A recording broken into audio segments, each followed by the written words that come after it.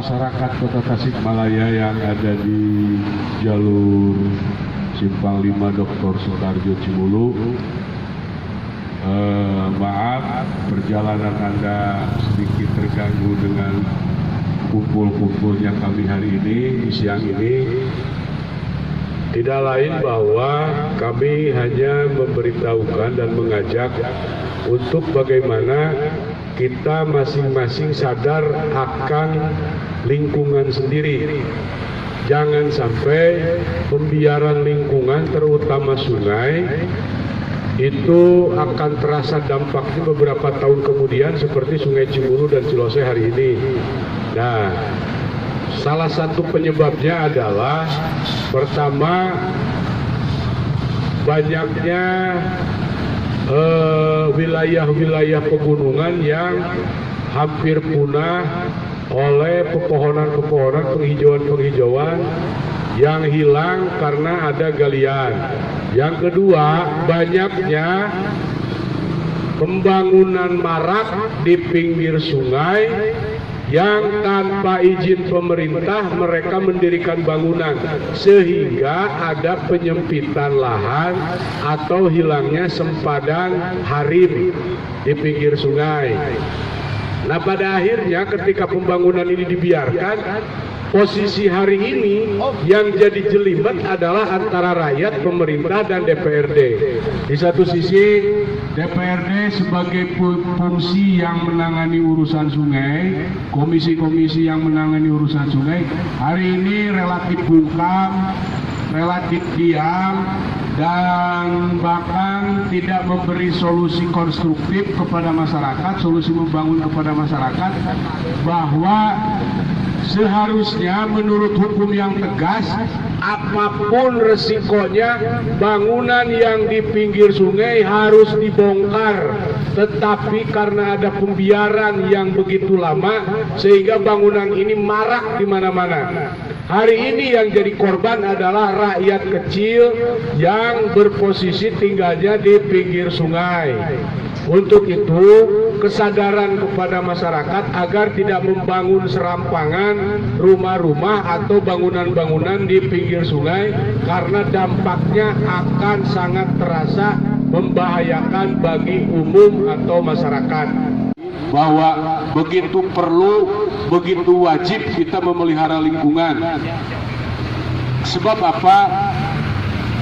Kalau sudah marak seperti ini, lingkungan sudah tidak bisa terkendali, bahwa mendekati posisi banjir, ketika sungai ini dipersempit, ketika gunung menjadi habis, dan hari ini dilema bagi warga dan pemerintah. Sementara oknum-oknum yang memberikan izin atau melegalisasi pembangunan liar di pinggir sungai, hari ini mereka tidak bisa berbicara apa-apa. Untuk itu solusinya hanya bagaimana kita sebagai sosial kontrol terhadap lingkungan mengajak masyarakat untuk menyuarakan bahwa pihak-pihak yang terkait dengan gundulnya hutan, dari mulai Menteri Perkebunan, Menteri Kehutanan, Menteri Lingkungan Hidup, itu harus turun ke bawah melihat bagaimana hulu sungai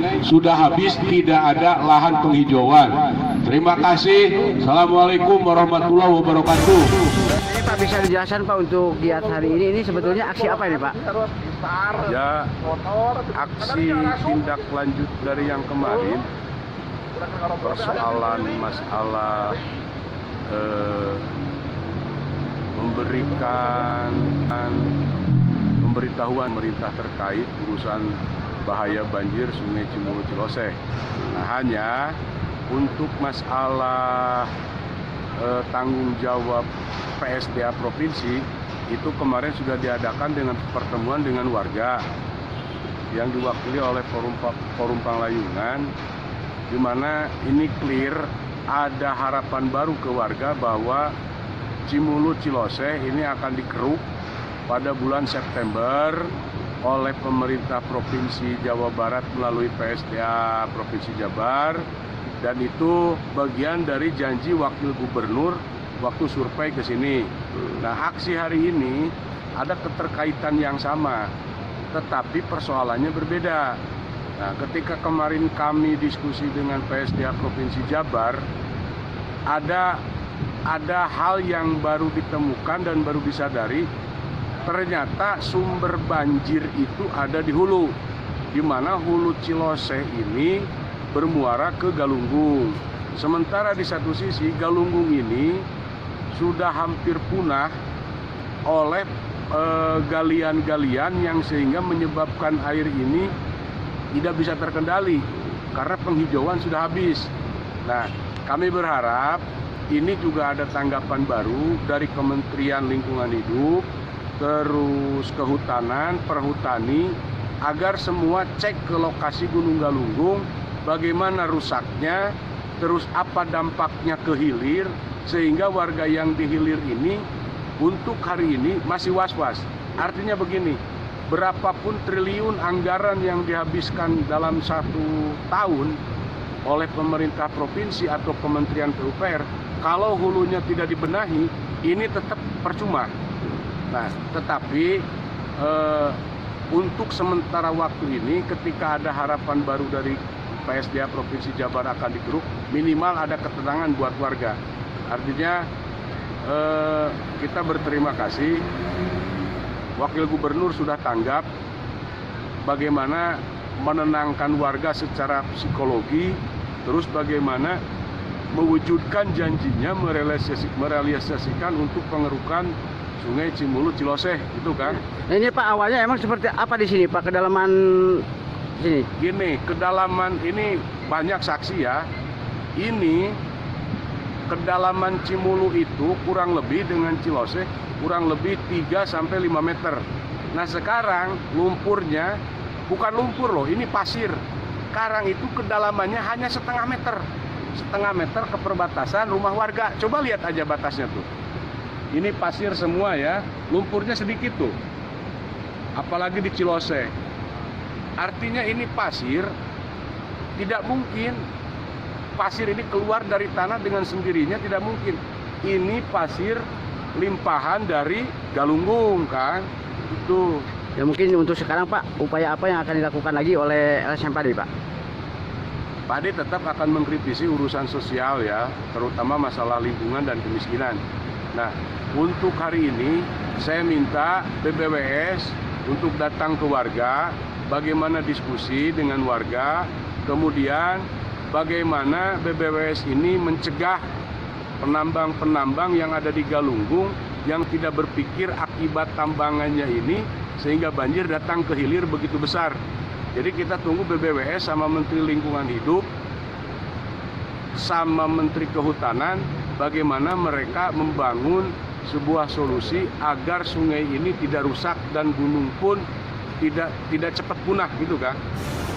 Mungkin dari Forum Panglayungan Bersatu sangat-sangat mengucapkan terima kasih kepada LSM Padi yang begitu peduli terhadap situasi dan kondisi lingkungan yang ada di sekitar Kelurahan Panglayungan khususnya, dan mungkin sekitaran Tasikmalaya pada umumnya, karena memang dengan adanya pembangunan di bantaran sungai atau di sepadan sungai itu sangat-sangat berpotensi buruk bagi keamanan dan kenyamanan lingkungan juga warga masyarakatnya.